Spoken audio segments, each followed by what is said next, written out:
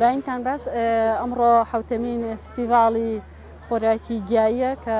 6 ساڵی لە پارێزگای هەڵەبجە کردومانەوە ئەم ساڵ هەدەفمان بەڕاستی لە خورماڵ چونکە خورماڵ ناوچەیەکی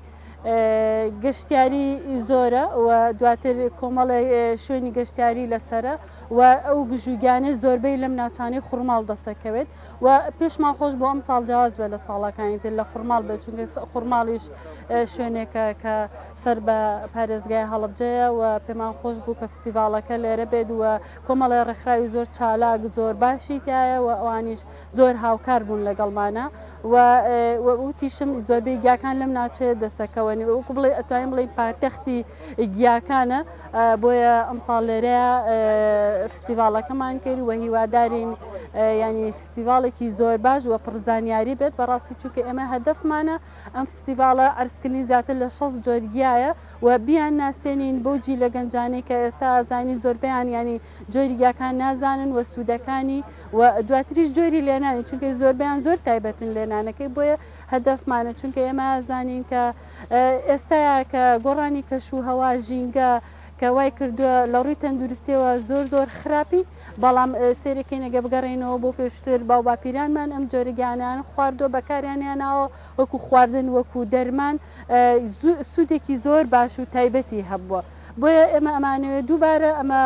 بکەینەوە ناو کۆمەڵگا و بیان ناسینەوە بەجی لە تازەکانمان بۆیە بزانن سوود و کاریگەری ئەم جۆرەگیانە چەنەکە.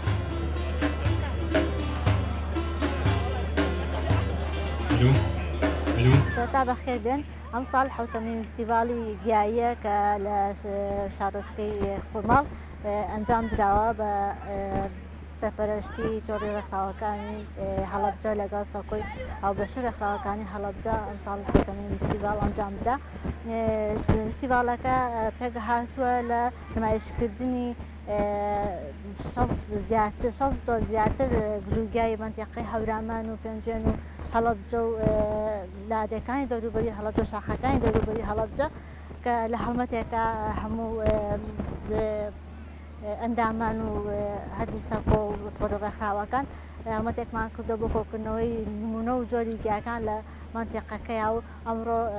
لەم فستیڤاڵە نمایشمان کردووە هەروەها بەشێکی تریشی فستیڤاڵەکە نمایشکردنی پێشانگایەکی ژینگەیە وشارکردنەوەی ئەو خەڵکانەیەکە کاتێکە ئەچنە شاخەکان چۆن کە ژینگەی سروشتی شاخەکان و منتیقەکە بپارێزن کە و گیانەکە سوودی لەوەرەگرن و لێ ئەکەنەوە بەڕشکەوە لێو نەکەنەوە بۆەوەی بەدام ئەم گیانە هەر هەبن لە ژینگەیە بیان پارێزی.